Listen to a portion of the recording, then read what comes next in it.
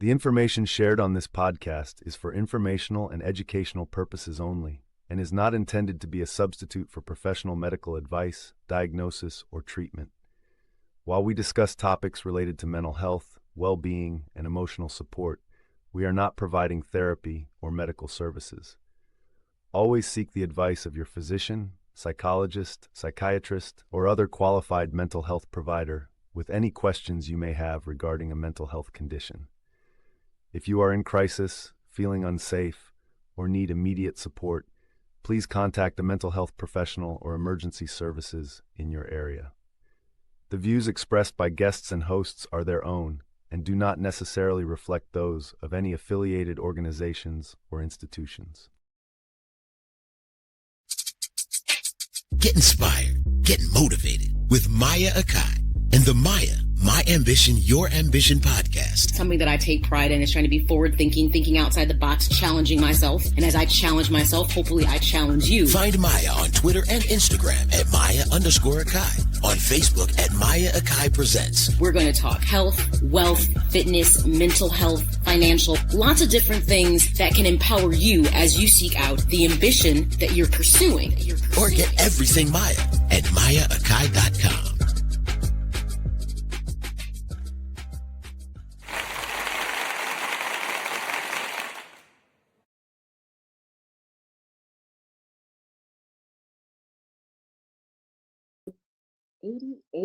Of M.A.Y.A, My Ambition, Your Ambition, and I'm quite loving this one. What's love got to do with it if it doesn't have self-love in the mix? And boy, do we have something to talk about as it is Valentine's Day. What a perfect topic to have. So, of course, you know, the reason I pick a topic like this is because I want to say that I try to create a very safe space that we can have conversations, very salient topics about mental wellness. Because a lot of times, mental wellness talk, mental health talk is very stagnant. And I try to bring things to the table with a fresh and forward thinking kind of perspective, because the focus of my podcast is to pull back that veil of self-doubt and sabotage that so many of us have in our lives that keep us from being the best version of ourselves. So here I want to help you to identify your ambitions and harness that motivation to help you to get that satisfaction that you seek in your everyday life. So with that being said, if you are a first-time listener or viewer, I always say just buckle up for safety. Just because it could be an occasionally unexpected ride. Something might be said that makes you go, and that's why we're here. But of course, if you are a returning listener or viewer, of course, always love your support. Welcome back. In fact, I am so happy to say that the podcast is growing and our international audience is fantastic. You know, thank you to my listeners from the Middle East, from Singapore, from Japan, Tanzania. It's all over the place. And I'm happy to say if I'm sharing something that has a global impact, more power to it. But before we jump into this episode, remember, if you've missed any of the other episodes, don't panic. Just make sure you subscribe and share my YouTube channel. It's M.A.Y.A Speaks to You, and you'll always be notified when a new episode is coming up. As well as, if you just listen to the episodes, you can always find them on pretty much every podcast platform. You can go to Apple Podcasts, iHeartRadio, Amazon Audible, Spotify, whatever the podcast platform is, 9 times out of 10, I'm going to be there. Just search M.A.Y.A, My Ambition, Your Ambition. Of course, if you just get social with me, that's an easy way to keep in touch. You can always find me at Facebook, Instagram, X, and of course, YouTube, at M.A.Y.A Speaks to You, all of the same handles for everything. And of course, don't be shy. Subscribe and share my Facebook page. It's a great thing, but the website is even better. So if you go to M.A.Y.A-Speaks.com, all things M.A.Y.A is there. So you can find, obviously, the podcast. I am now writing articles. You'll find the articles that I'm writing there as well. As well as there's 2 things I'm super proud of on that website. I have a blog, and the blog is a menopause blog. That is me on pause, and words, which brings up salient topics about perimenopause and menopause that a lot of them don't know. And I want to make sure I educate you as the world is throwing so many things at you about going through the menopausal transition. So check in. It's Wednesday. Once a week, I post something. The other piece is my inspirational blog.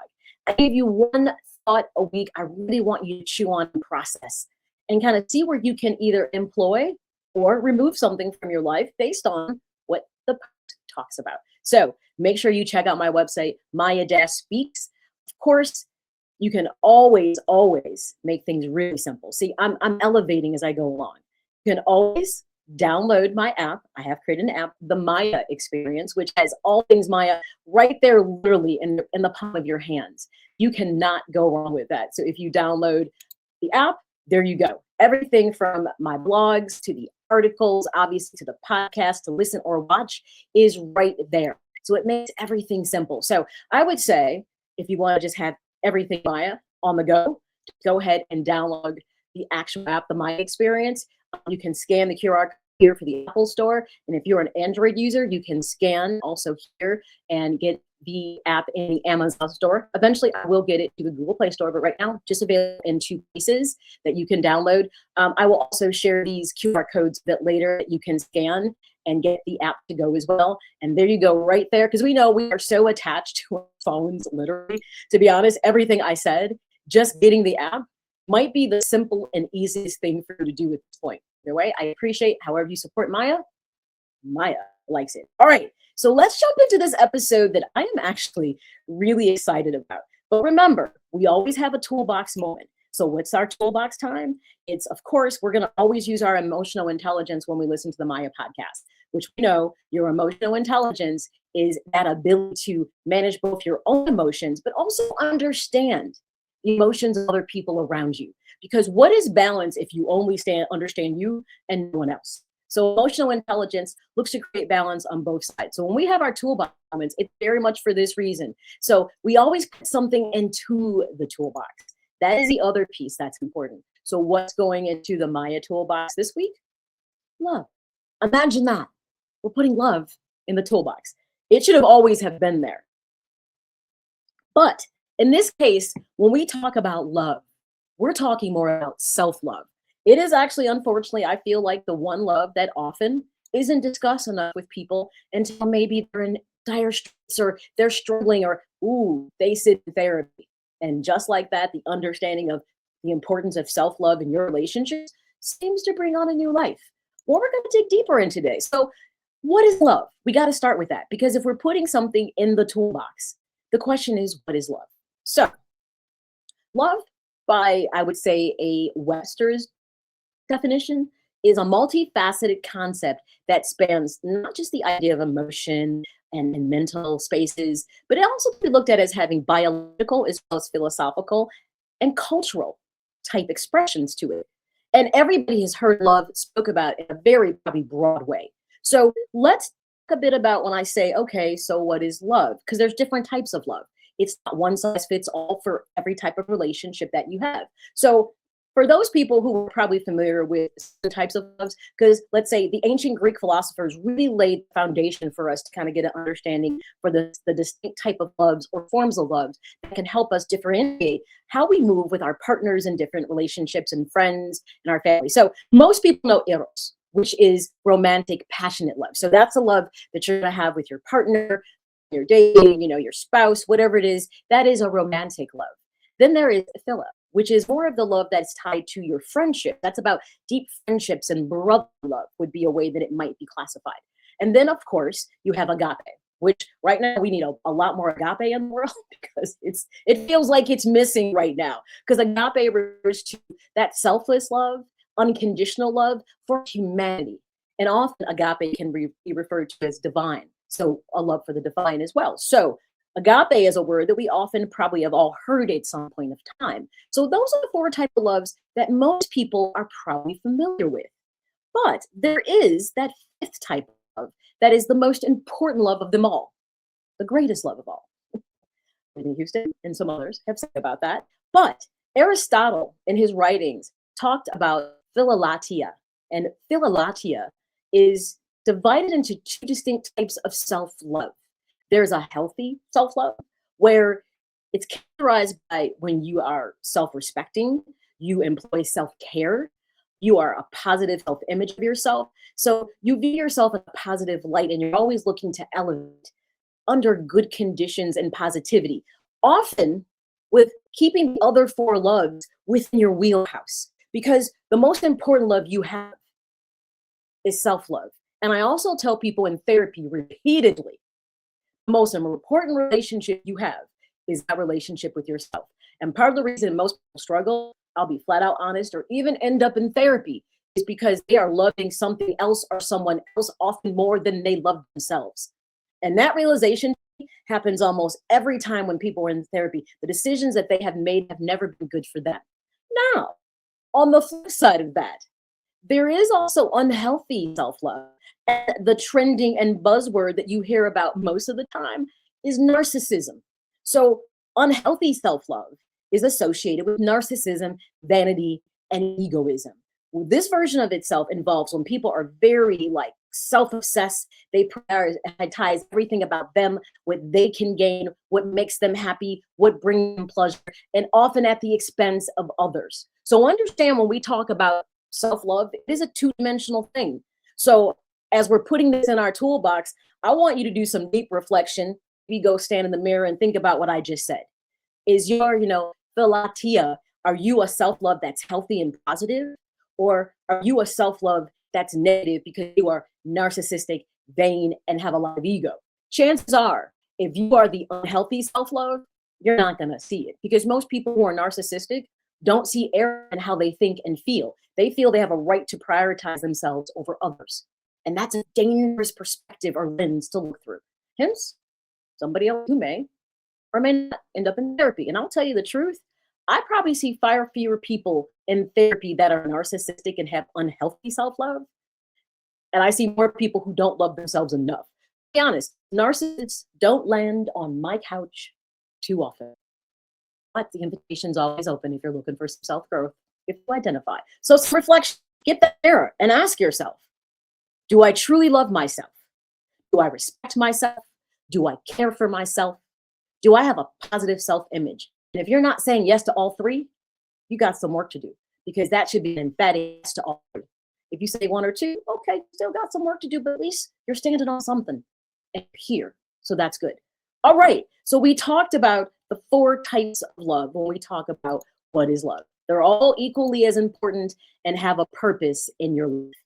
But believe it or not, there even is a little more depth to the idea of love because there can be psychological aspects to it as well as biological. So I'm going to get a little scientific on you because you may say, okay, that makes sense. But I want you to fully understand the power that is love.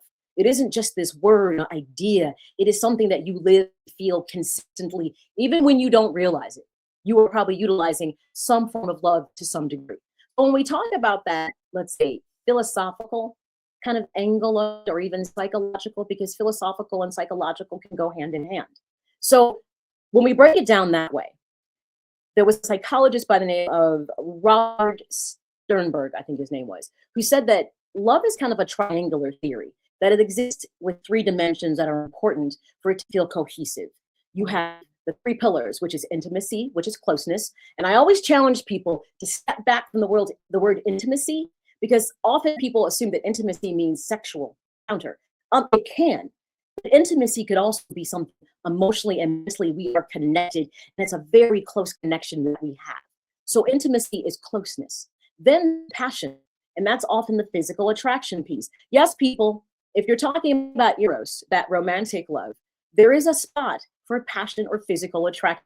People struggle with this because often people will feel guilty if, let's say, they lead with more passion in their relationships and love than they do other things. But if that's a priority someone has, it's important to understand that for you as well as the person that you are with. But we'll dive into that a little bit later. That third component that Steinberg talked about was commitment. When people decide that they want the closeness and they want the passion or that physical attraction, they may determine to make a commitment, a decision to stay together. So Steinberg said these were the 3 dimensions of the psychological piece when you think about love. Then there's that biological drive that kind of goes into the equation as well. And this was kind of fleshed out more by Helen Fisher, who was an anthropologist. And what she talked about was that love is really something that's instinctive. It's our mammalian nature. It's like talking about that reptilian brain. They say that still nestles really deep inside your brain. But she talks about that love is very mammalian. It's a very natural and instinctive drive that we have. And she says you can look at it almost like hunger. how love is. And I'll be honest, if you think about what people do for love, it's probably not wrong to say that it does have sometimes insatiable type of need for some people. So she described it as it can be a hunger. And she goes, and that hunger within your brain biologically exists in three domains. She talks about there's lust. So lust feeds into that part of us that's very estrogen and testosterone based. Whereas attraction is a dopamine serotonin piece. And then you have the attachment, which is that oxytocin and vasopressin. That when those endorphins are created, touch, hugs, kisses, it creates a sense of warmth. So there's a biological component to love as well. So something that seems so simple, as you can see, is very complex. And what we do with that complexity often determines where we stand within our own happiness with ourselves, but also the relationships in our lives. So when we jump into this episode, because now we know what we're putting into our toolbox, and probably didn't realize how robust love really can be. So as we talked about, we're putting love in our toolbox, right?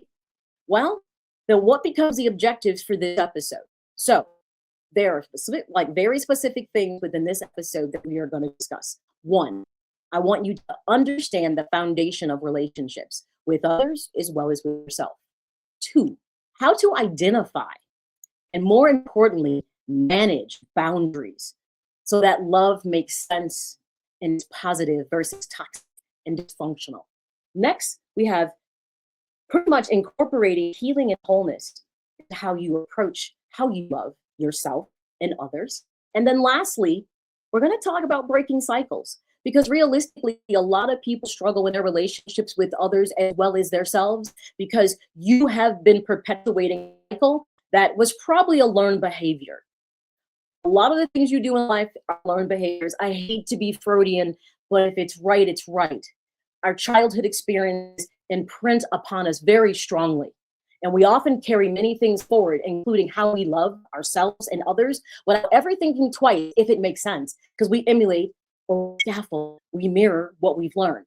Well, once you become an adult and you become a decision maker and the architect of your present, which can build your future, you don't have to love the way that someone taught you to love.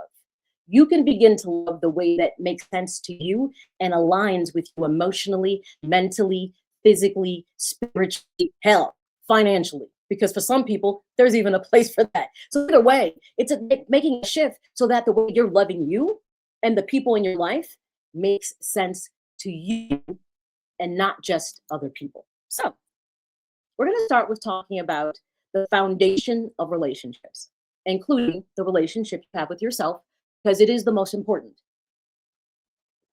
I cannot stress to you how much I say this within therapy to people. If you are not good with you, you will not be good with anybody else. And people struggle with that until they're not good. And then everybody wants to come to therapy because nobody wants to do the work to not get to therapy, because it's about honesty and trust and respect of self. And a lot of people truly struggle with that piece. So when we talk about what are those foundations of relationships, I'm going to posit at this point that the way you treat and value yourself sets the standards for how others will treat you.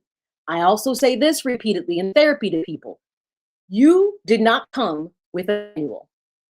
You need to teach people how to treat you and how to love you. So when you just go along with what people do for you, and if you don't like it and you don't bother to correct them, they're going to believe that what they're doing is okay. So I always say this to people. If you're jumping bad and puffy with somebody because you felt like they didn't love you the way you wanted to be loved, my first question is, did you tell them? Did you teach them? Did you give them any inkling about what they were doing maybe wasn't working for you? And most people honestly say they haven't, that they just go along with things and change things along the way. So we teach people how to treat us and how to love us. But the key thing about that is without self-love. Now, I always say, if you're a returning listener or viewer, over you grab that paper and pen and you're jotting some stuff down because this is important right here.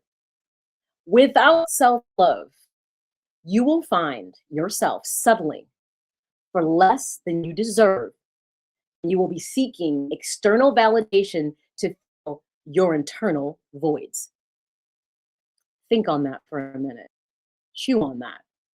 I'll say it again. You teach people how to treat you, how to value you, and how to love you. You set the standards. And when you fail to set the standards, you get what people give you. And generally speaking, people give you what they think you have or what they want you to have. It really all just depends.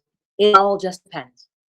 So there is no manual, as I said, that came with you. And actually, one of the projects that I'm working on is helping people to begin to create a manual about themselves. It's part about self-discovery. It's about self-love, unpacking all the things that maybe they don't understand about themselves. Hence, they're not in good relationships. They're not being loved the way they should. They don't love themselves the way they should. And the project I'm working on is creating the manual that is you.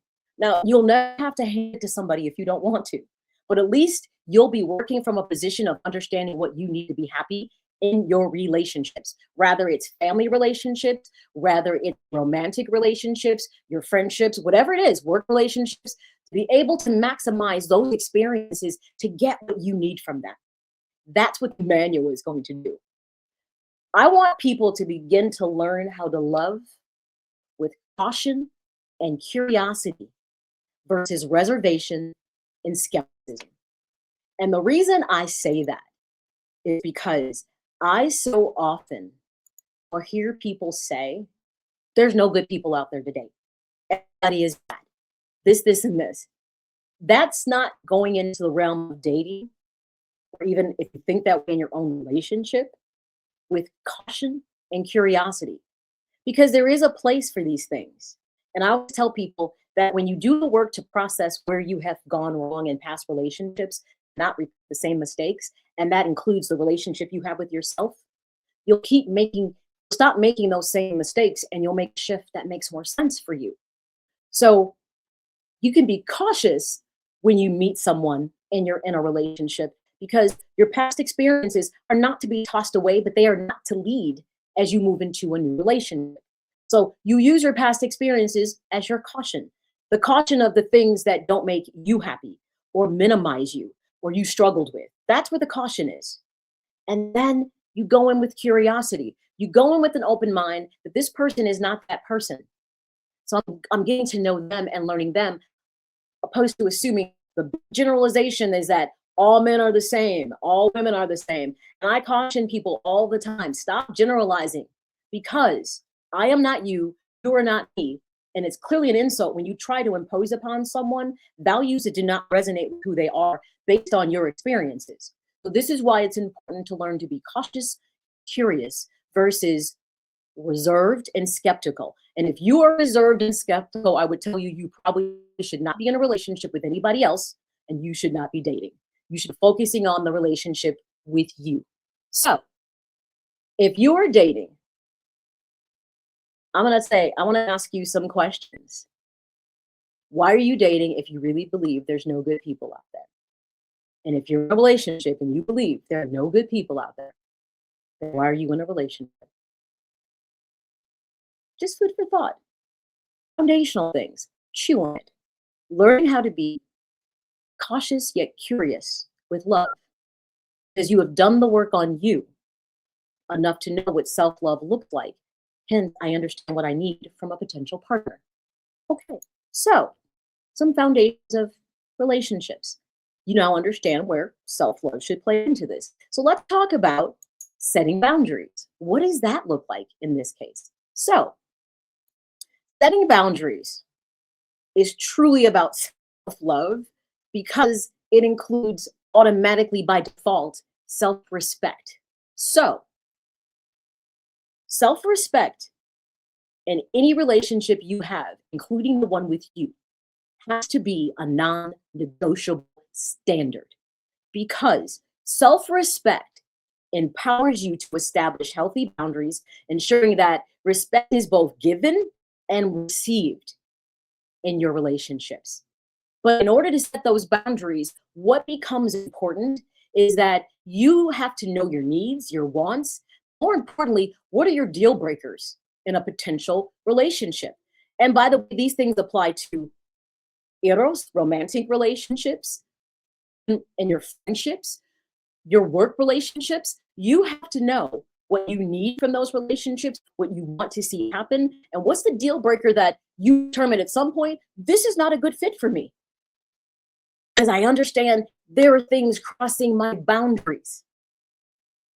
The key thing about boundaries is this, and this is the takeaway for this particular setting boundaries piece. You may not know, you may not fully know the person that you are in a relationship with or dating, because it takes time to know each other. And realistically, with all you young folks, what you talk about is, you start dating somebody and, the representative shows up, which are us old folks say, putting your best foot forward. You like to, and that's what you would expect in a relationship with somebody when you're getting to know them. You want them to show up to be their best selves. I mean, you probably wouldn't be happy if you saw somebody come to a date with you and let's just say, lady, you're on a date, whoever, and he comes in and his shirt's wrinkled and got, food stains on it. You'd be like, wow, I wasn't enough for you to actually look at your appearance and come looking your best. So we do want to put our best foot forward when in relationships, but that's about sustainability that people have to understand. So the key thing is, if you can't consistently be that person that you're presenting, stop being that person. Be you. Now, it doesn't mean you don't lead with kindness and generosity, but you should be putting forth that person that you can be consistent and sustain who you are within that relationship. So the key thing is that you're not going to fully always know the person that you just started dating. You can be in a relationship and you get to know more about your partner as you grow. There's some things that you should know in regards to where the rubber meets the road. What you have in common. Do you have shared values? Do you communicate well? All these kind of different things you should have an understanding of as you're getting to grow and learn with this person. But the more important thing about setting boundaries are, you may not know 100% your partner or the situation, but you should know you. Because when you know you, the boundaries become clear about what you will not tolerate and what's not acceptable to you.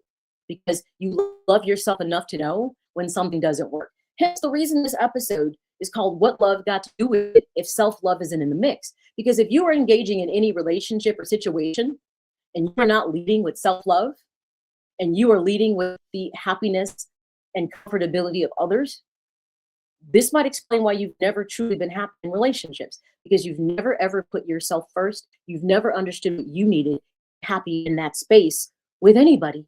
Doesn't matter who it is.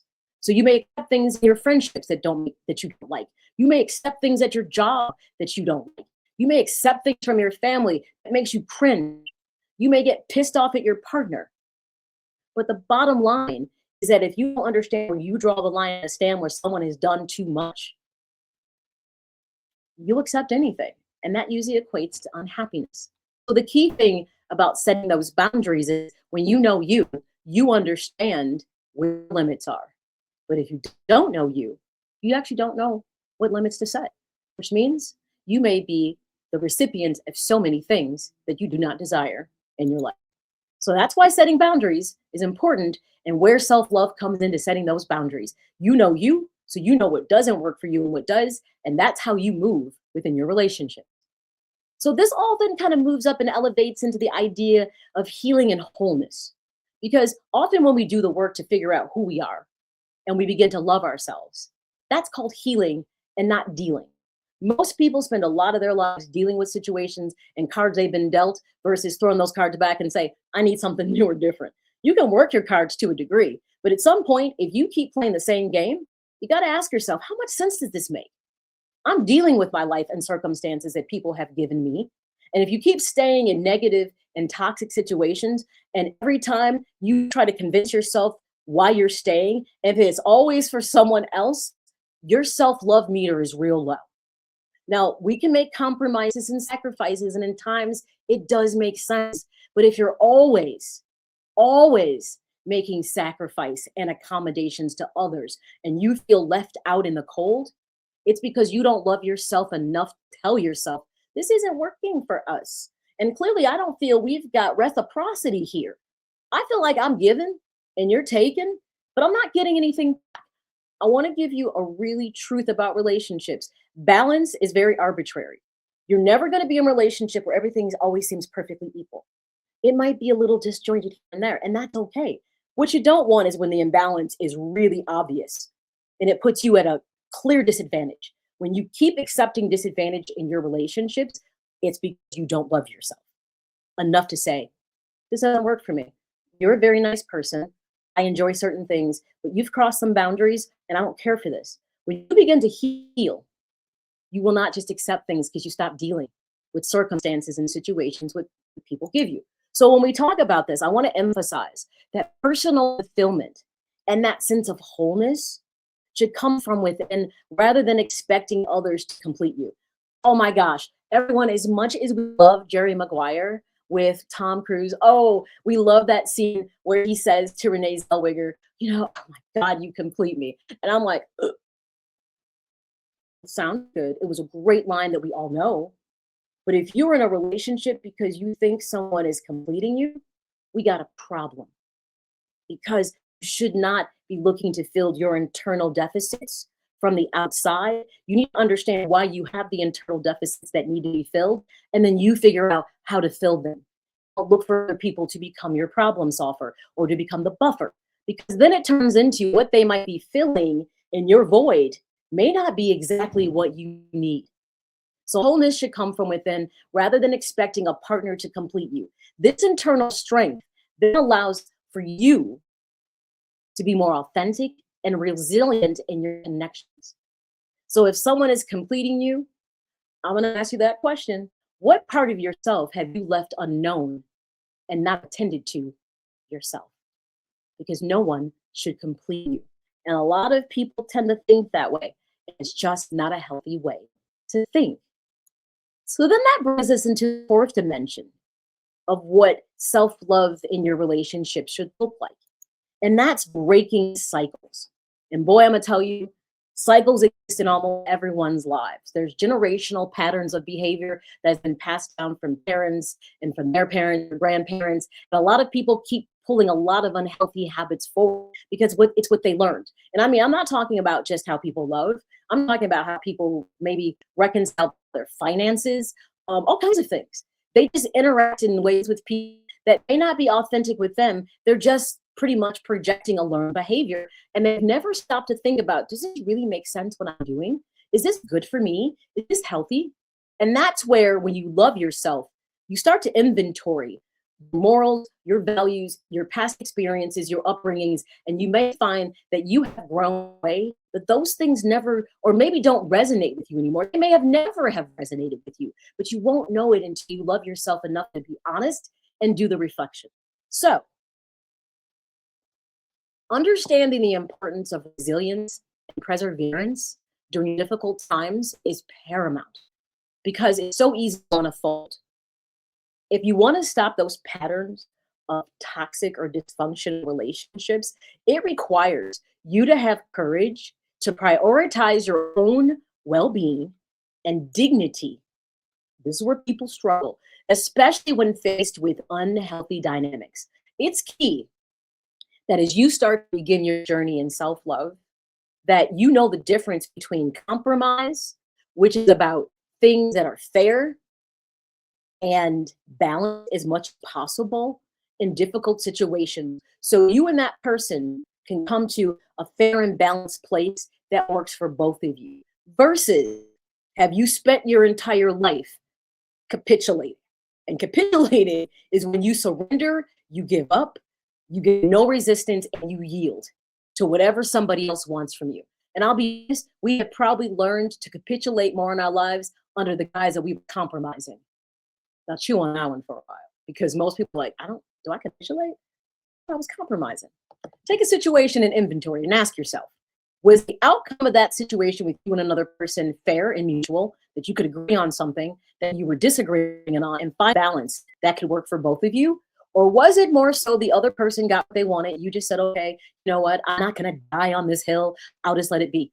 That's you capitulating. Often people who don't like confrontation or fail to have a voice or who do not know how to advocate for themselves capitulate a lot because it's what they have come to know. And it's often, I hate to say this, very learned behavior.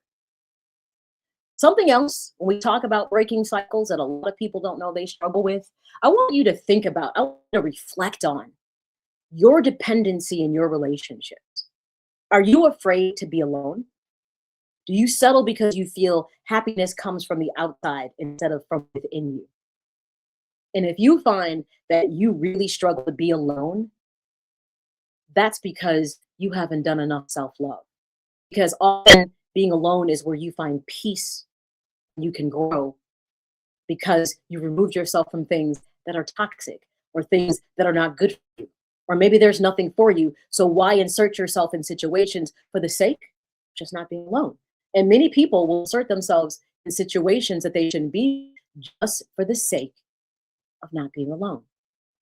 Okay, we've covered a lot. We talked about the four things that are important when you're developing your own, I would say, plans, your architect of self love. We know that you have to understand the foundation of relationships, identify and manage boundaries, make sure you incorporate healing and wholeness into what you do with self love. And lastly, understand what cycles that you might need to break because you haven't been loving you because you've been taught that loving others was more important than loving you. That thought, we're going to take a quick break. And when we come back, we're going to break down how to manage your self love because it isn't easy, everything that I just said.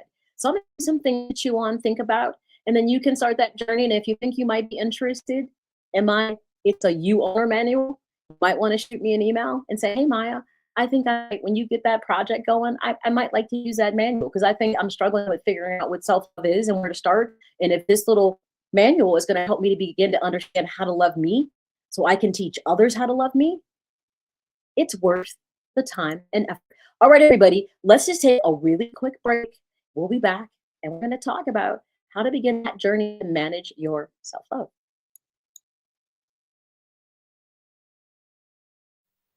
Stepping out of bed. It's easy to take for granted. You work, eat, play, sleep, and get out of bed the next morning. Seems simple. But if you're one of 25 million individuals in the United States living with major depression, sleep isn't always so easy. Neither is navigating your daily life free of guilt or hopelessness, or having the ability to enjoy time out with friends, make simple decisions, enjoy hobbies, or go to work. Major depression is the leading cause of disability across the United States, and without treatment, the frequency and severity of symptoms tend to increase over time. However, there is hope. Major depression is treatable, and there is no one-size-fits-all approach. Today, there are a variety of treatment options to choose from. The key is to get an evaluation and find a treatment plan that is right for you. Free education, information, and support programs are available. You are not alone. We can help.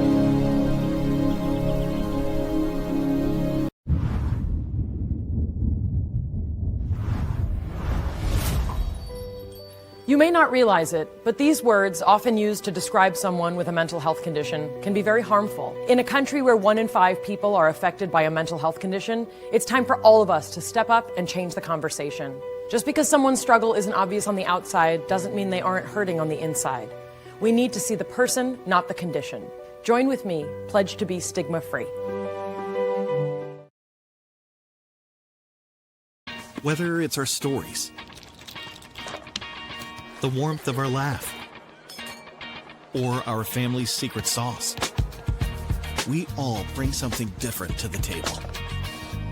So make some space. The power of connection is waiting right outside your comfort zone. Learn how you can help strengthen your community at belongingbeginswithus.org/teamup. I debate all day. It's what I do. But there are some things that are undebatable, like your mental health, my own mental health. I was in a dark place when my brother passed away in a car accident. I've never been more devastated than the day I lost my mom. I was depressed, miserable, in ways I never imagined. I reached out, and my sisters came, my pastor, my therapist. They helped me get through it. I found that the more I spoke up, the healthier my mind became. The chaos that was in me began to subside. I was more focused, clear. When you love your mind, you can go so much further. That's not up for debate. Find mental health resources at loveyourmindtoday.org.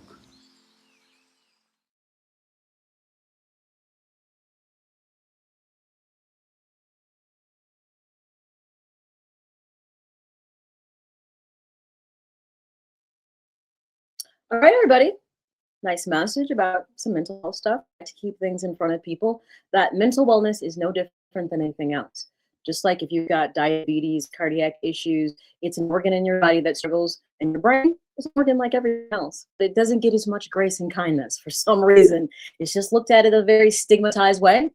And all those messages are about one, helping you to understand that it's a health issue like anything else, but also how it's stigmatized and how it makes it difficult for people to move forward.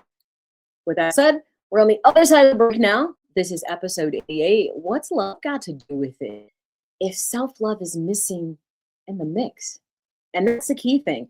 If you're loving without truly loving yourself, the experience may not be everything it should be for you. And I hate to say this, maybe even for the person that you're with, because you're limiting the experience because you don't love yourself enough to put forward the thing that could make that relationship so much richer for you, but also for your partner. So we're going to talk about, as we wrap up the show, how to manage your self-love efforts, because that's the part that can be difficult. How do I start with this? What do I do? Because a lot of times, let's be honest, we're not taught how to love ourselves. We are taught how to love others. So this is now something that a lot of people are stepping into a realm that they've never explored or never been taught or given tools. Well, this is what M.A.Y.A is all about.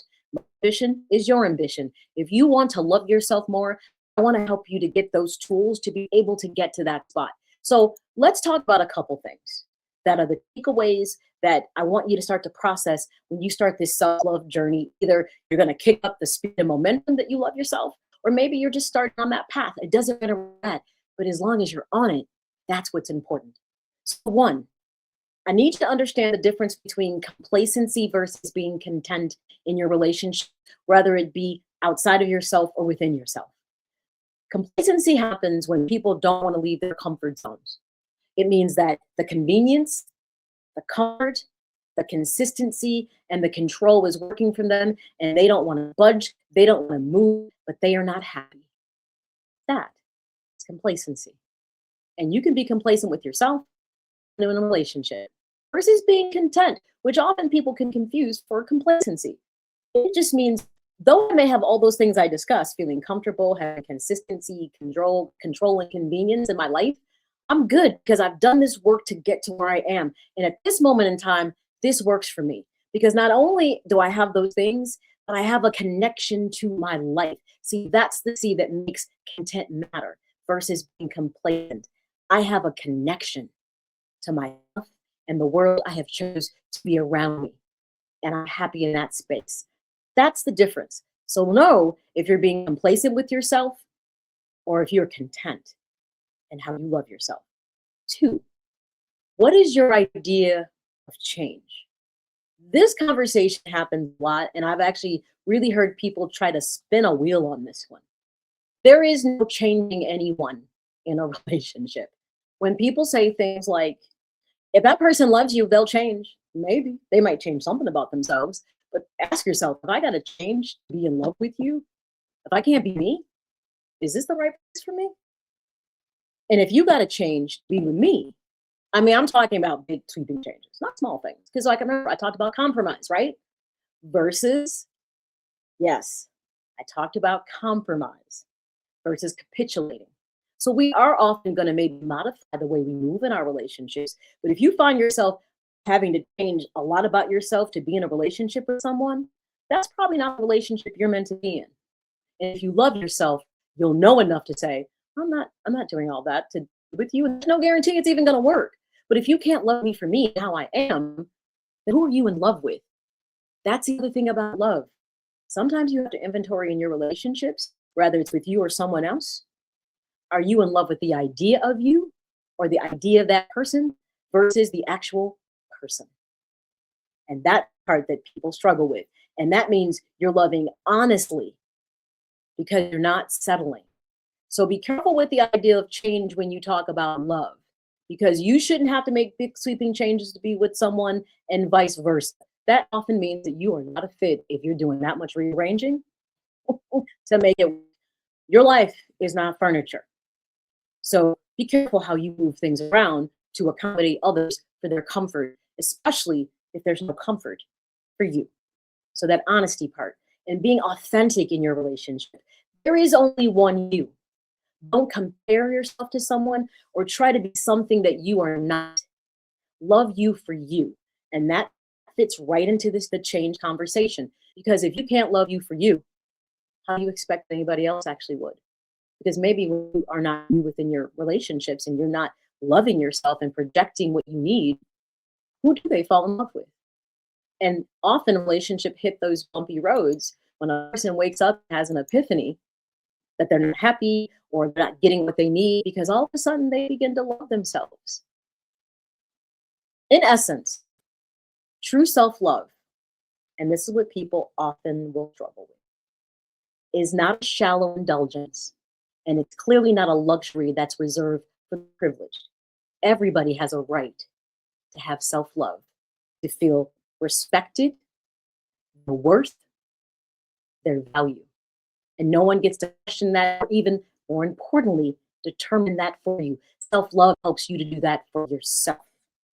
So it is radically necessary to consistently and deliberately to prioritize the preservation of your self-connection to experience life. Here's what's key: through your lens versus someone else's. And when you have self-love, you're going to look through life through your lens, but still be able to love others. Because I always say, when you are good from within, the without always benefits. It's when you're not, and you have deficits because you don't love yourself, that relationships seem very difficult and often tenuous. All right, everybody. This has been episode 88 of M.A.Y.A, My Ambition Edition. What's love got to do with it if self-love is mixing in the mix? Couldn't have said it more than that. So with that being said, I'm always thankful for everyone for tuning into the episodes. Like I said, the whole purpose of my podcast is to help you to identify your ambitions, harness that motivation, to help you to acquire the success and satisfaction you seek in your everyday life. That's what it's about. Because remember, little things get big things. And people always think big and think they forget the small things are the building blocks. They are the rungs in the ladder that move you up, that allow you to get to where you're trying to be. So it's okay to think big, but don't discount small. With that being said, remember, if you've missed any episode, in fact, I'm going to say this also is a companion episode to like 2 weeks ago about self-preservation. Because if you go back and listen to episode, I believe it was 86, it gives some good foundational things. And then I think episode 85 was about the economy itself. All these things are building blocks. And I've been giving you tools. And if you've been listening to those episodes, you could do a quick reboot to yourself and say, I wasn't thinking that way. I didn't realize I was doing those things. So you can check out other episodes I have all over the place. So you can find episodes on Apple Podcast, iHeartRadio, Amazon, Audibles. Pretty much, if there's a podcast platform, you can find me there. Just search M.A.Y.A, My Ambition, Your Ambition. Of course, you can listen to episodes on my website. Just go to maya-speaks.com. I would ask you to also subscribe and share my website, just like I'm going to ask you to subscribe and share my YouTube channel. Because of course, if you like and subscribe these things, you'll get the alerts when a new episode is coming up and be ready to go, and you don't have to worry about that. Of course, if you keep social with me, all things M.A.Y.A is there as well. I'm always posting things inspirational and trying to give people more tools to manage in their lives. So make sure you follow me on Facebook, IG, and X at M.A.Y.A Speaks to You, as well as, of course, I said the website is All Things M.A.Y.A. So make sure when you go to my website, you check out two things. My Me on Pause, my menopause blog, which gives pertinent and key information about going through perimenopause and menopause for women, as well as be some nuggets for you as well to learn something about your partner that might be going through that transition that can be a lot more heavier than most people realize. And then also, I have an inspirational blog. Both of these things actually get posted at least once a week on Wednesdays. I'm not trying to inundate you with a ton of information, just enough to get you where you need to be. But after I just told you all these ways that you can connect with me and stay connected and find out what's going on, you know what? There's actually just one more easier way to do that. You can actually just get M.A.Y.A on the go, which is the My Experience app, which you can find in the Apple Store if you are an iPhone user. You can scan this QR code. Or if you happen to be an Android individual, right now you can find this app in the Amazon store. Just scan these QR codes, or you can just go to either one of these places, the Apple Store or Amazon Store, where you find the podcast, and just search the My Experience, and you can download it from there. So just in case you can't scan this for some reason, you can always go to either Apple Store, Amazon Store, search it, and there I am. And then pretty much you've got me in the palm of your hands, everything from podcasts to the blogs. And by the way, I will now be leveling up a bit for 2026, and I will be writing articles. I've paired with a magazine called Brains. And so I will be sharing an article like once a month at least about something that has a mental health focus to it. So a new part that will be going onto the website as well as the app is the blog posts are going to be more article based. So that'll be a new dimension. So hence, what more reason to take Maya on the go is that you can always stay abreast of everything that is going on. Okay, everyone. Until next time. And I so enjoy saying this to people because it legitimately matters to me that people find happiness. I will tell you, as I am one of those people that legitimately, I love my job. I love when people are happy. And I even love when people have to say goodbye to me. It might be sad, but that means you're going forth to do the thing that you came to therapy for, or maybe listen to the podcast for, which is to be happy. And I just want to see more happy faces and people in the world. So until next time, everyone, remember, your present becomes your past. Thus, your future is no more. So make the most of every day because it's worth it. Everyone, be well, stay safe, and of course, continue to be absolutely amazing as you are now about to embark upon your self-love journey. Ciao.